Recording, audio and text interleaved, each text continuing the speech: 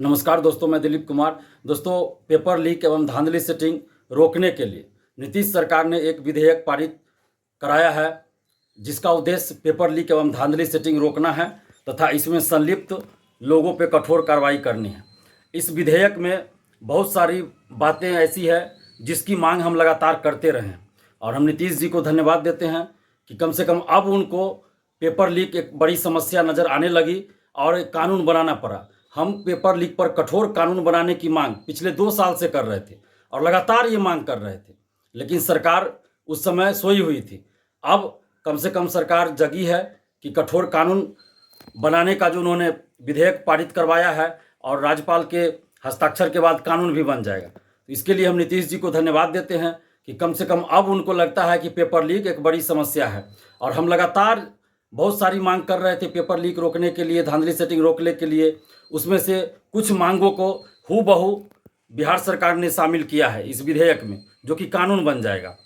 लेकिन अभी भी बहुत सारी चीज़ें हैं जो लागू होना चाहिए, जो इस कानून में लागू होना चाहिए, इस कानून में आना चाहिए, लेकिन नहीं लाया गया है। इस विधेयक में अभी तक कुछ चीज़ें ऐसी है जिसको नहीं लाया गया है, जैसे कि स्पीडी ट्रायल करके 1 से 1.5 साल के अंदर सज़ा मिलना चाहिए, ऐसा प्रावधान होना चाहिए, जो कि इस विधेयक में नहीं लाया गया है इस तरह की बात।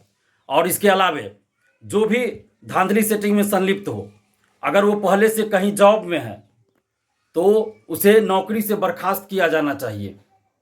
और अभ्यर्थी अगर ऐसे मामलों में संलिप्त पाए जाते हैं तो उनको 7 साल 8 साल के लिए प्रतिबंधित किया जाए सभी परीक्षाओं से। तो ये 3 चीज़ें अभी तक इस विधेयक में नहीं लाई गई है। तो ये कमी है। पेपर लीक और धांधली सेटिंग रोकने के लिए जो कानून बन रहा है उसमें ये कमी है और हम मांग करते हैं सरकार से और खासकर मुख्यमंत्री नीतीश कुमार जी से कि इन चीज़ों को भी इसमें शामिल किया जाए, क्योंकि जब तक इन चीज़ों को आप शामिल नहीं करेंगे तब तक तो फिर पहले ही जैसा होता रहेगा। कठोर कानून बन भी जाएगा लेकिन उसका पालन भी सही से नहीं होगा, जैसे अभी तक होता आया है। आखिर एसके सिंघल के मामले में क्या हुआ? सीएसबीसी के चेयरमैन थे एसके सिंघल, आज तक उन पर कोई कार्रवाई क्यों नहीं हुई? क्या कोई जवाब है किसी के पास? क्या सरकार के पास इसका जवाब है? सरकार को जवाब देना चाहिए कि एसके सिंघल पर आज तक कोई कार्रवाई क्यों नहीं हुई और उसको सिक्योरिटी एडवाइजर कैसे बना दिया गया बिजली विभाग का? जिस आदमी को जेल में होना चाहिए उस एसके सिंघल को सिक्योरिटी एडवाइजर बना दिया जाता है।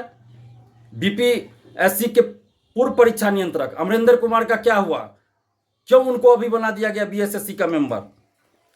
बीपीएससी 67वीं पेपर लीक के समय जो बातें आई थी कि ओएमआर सीट बाहर ले जाकर रंगवाई गई, मेंस की कॉपियां लिखवाई गई बाहर ले जाकर, और खुद सेटिंग से गया और अपने सगे संबंधी रिश्तेदारों का भी सेटिंग से करवाया, डीएसपी तक बनाया, एसडीओ बनवाया, बीडीओ बनवाया। तो ऐसे लोगों पे आज तक कोई कार्रवाई क्यों नहीं हुई?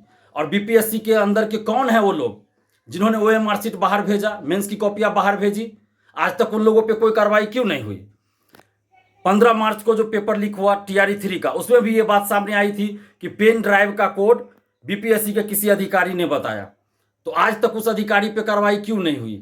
क्यों नहीं बताया गया कि वो अधिकारी कौन है? जब भी कोई पेपर लीक होता है तो ये बातें आती है कि कुछ कोचिंग संचालक, कुछ कोचिंग शिक्षक संलिप्त हैं।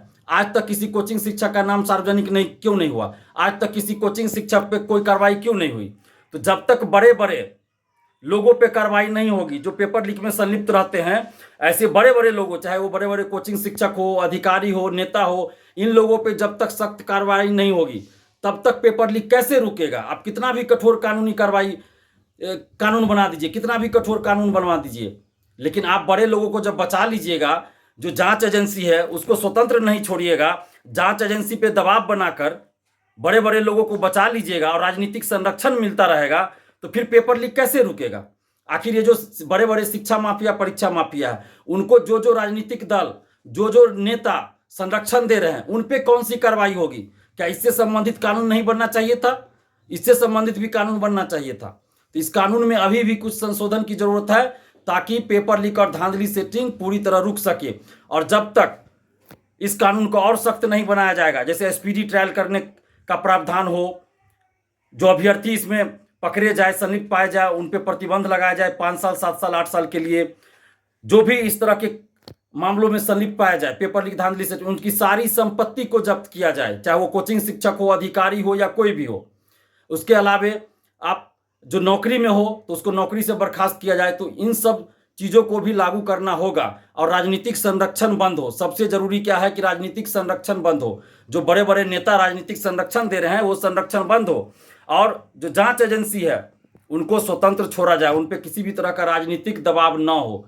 तो जब तक ऐसा नहीं किया जाएगा पेपर लीक धांधली सेटिंग पूरी तरह से खत्म नहीं होगा और बिहार के लाखों छात्र छात्राओं के साथ ये अन्याय जो होता है पेपर लीक और धांधली सेटिंग करके, ये अन्याय तभी बंद होगा जब कठोर कानून के साथ साथ उसे सही से लागू भी किया जाए, जांच एजेंसी को पूरी तरह से स्वतंत्र छोड़ा जाए। और ये जो अभी कानून बनने जा रहा है, जो विधेयक अभी पारित हुआ और अब कानून बनने जा रहा है, तो उसमें अभी भी कुछ संशोधन की जरूरत है ताकि पेपर लीक और धांधली सेटिंग पूरी तरह से रुक सके।